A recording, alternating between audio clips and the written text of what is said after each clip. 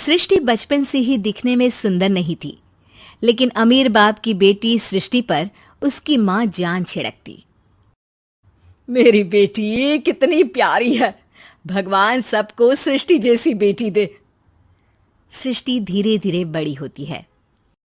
एक दिन सृष्टि की सहेली कहती है, तू दिखने में कितनी अजीब सी है, लेकिन मैं जानती हूँ हम सब में सबसे अच्छी शादी तो तेरी ही होगी। तेरे पापा अमीर जो हैं। और बता नहीं सकते यार, दहेज तो हर कोई देता है, ये क्या ज्यादा ले जाएगी अपने पति के लिए? अरे बड़े शहर में कोठी है इसके पापा की। अरे पापा की है ना, कौन सी इसकी है? इसकी होती तब तो कोई भी लड़का इससे शादी कर लेता। अरे पापा की मतलब पापा की है तो मेरी ही है ना? किसने कहा? अब तेरी तो तब होगी ना जब तेरा भाई ना हो। वैसे भी शादी के बाद सारी प्रॉपर्टी भाई के नाम होती है। सृष्टि समझ जाती है कि उसे किसी भी हालत में माँ बाप की सारी प्रॉपर्टी को अपने नाम करना है, लेकिन कैसे? एक दिन सृष्टि का भाई शीनू कहता है, बहन क्या कर रही है? तुझसे एक बात करनी है। अरे हाँ हाँ करना, मैं तो तेरी बहन हूँ। बहन मेरी लाइफ में ना एक लड़की है, बहुत अच्छी है। मैं सोच रहा हूँ माँ और पापा से बात करूँ शादी के लिए। सृष्टि को समझ में आ जाता है कि भाई की शादी होते ही भाभी उसे एक दिन भी घर में बर्दाश्त नहीं करेगी। क्या बात है भाई, बताना कौन है वो? यार वो बहुत अच्छी लड़की है, पढ़ी लिखी है, मेरे साथ जॉब भी करती है। बस एक प्रॉब्लम है। प्रॉब्लम? क्या प्रॉब्लम है भाई? यार वो शादीशुदा है, लेकिन उसके पति ने उसे सिर्फ इसलिए छोड़ दिया क्योंकि उसके माँ बाप दहेज नहीं दे पाए। सृष्टि ये सुनकर न जाने क्यों खुश हो जाती है। अरे भाई तो क्या हुआ, लड़की तुझे तो पसंद है ना? शीनू को लगता है कि बहन उसे समझ रही है। वो इस बात से अनजान होता है कि उसकी बहन की मंशा पूरा घर हड़पने की है।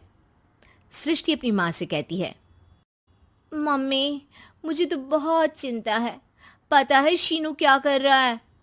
अरे क्या कर रहा है? वो तो काम पर जाता है और वापस घर आता है। नहीं ना माँ, वो यही तो नहीं कर रहा, बाकी सब कर रहा है। आपको पता है उससे प्यार है, और वो भी एक शादीशुदा लड़की से। ये क्या हो गया? मैं सोसाइटी में क्या मुंह दिखाऊंगी? अरे तेरे पापा तो यही कहेंगे कि मैंने ही उसे बिगाड़ दिया है। माँ देखो, मेरी बात मानो, पापा पर भी विश्वास करने की जरूरत नहीं है। अब आप ही बताओ, पापा इतनी देर घर के बाहर रहते हैं क्यों? बोलो। अरे बेटा वो तो नौकरी करते हैं ना।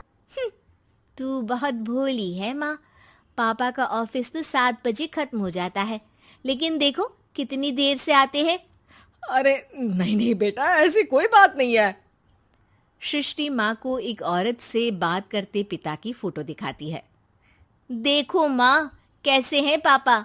मैं ना कहती थी कि पापा सही नहीं है। मैं तेरे पापा से बात करूंगी, दे फोटो मुझे। ओ माँ, वो तो डिलीट हो गई। लेकिन चल, तूने तो देख लिया ना। पापा से बाद में बात कर लेना, और हाँ, मेरा नाम बिल्कुल मत लेना। हाँ माँ।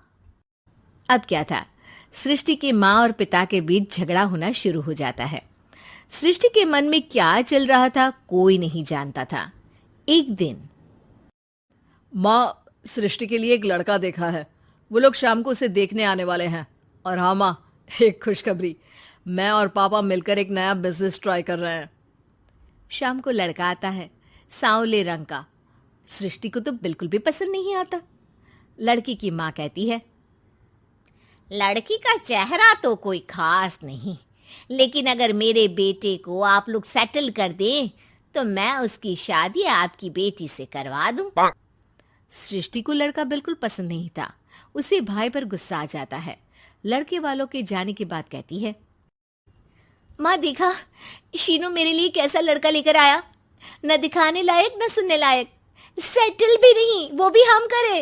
अरे माँ, मैं जानती हूँ ये मेरी शादी किसी भी घर में क्यों करवाना चाहता है। अरे कैसी बात कर रही है बहन? तूने तो देखा ना, लड़के को मैंने ही मना कर दिया तुझसे शादी के लिए।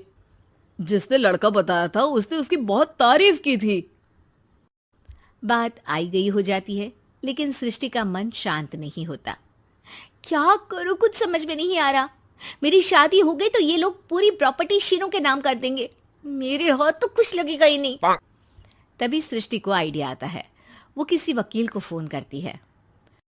जी देखिए, अगर आपके मम्मी पापा का तलाक हो जाता है तो आपके पिता की आधी प्रॉपर्टी आपकी माँ के नाम हो जाएगी, फिर उसे वो किसी को भी दे सकती है। सृष्टि अब माँ को बेटे के खिलाफ भरती है। माँ, शीनू पर नजर रखा करो, वो जिस लड़की के प्यार में है ना वो शादीशुदा है। यहाँ आएगी, सारा पैसा रुपया जमीन जायदाद सब हड़प लेगी। पापा का भी हाल तुमसे छुपा नहीं है। ऐसा ना हो कि मैं और आप एक दिन सड़क पर भीख मांगे। हे भगवान, मैं तो जीते जी मर जाऊंगी अगर ऐसा हो गया तो। ऐसा हो गया नहीं माँ, ऐसा ही होगा। अभी समय है, आगे का सोच लो। मैं तो कहती हूँ पापा से आधी प्रॉपर्टी लेकर अलग हो जाओ। पापा की आधी प्रॉपर्टी भी हम लोगों को अगर मिल जाती है ना तो अगले 7 जन्म सफल समझो। बेचारी माँ बेटी के कहने पर पति से तलाक लेकर अलग हो जाती है। सृष्टि अब पैसों से गाड़ी और अपने दूसरे महंगे शौक पूरे करने लगी। उसके दोस्त भी उसके पैसे इस्तेमाल करते। सृष्टि, कल तुम कहाँ थी? मैं सारा दिन घर पर अकेली थी। तो मैं क्या करूं? मैंने ठेका तो नहीं लिया है ना तुम्हें संभालने का। माँ को सृष्टि से ये उम्मीद नहीं थी।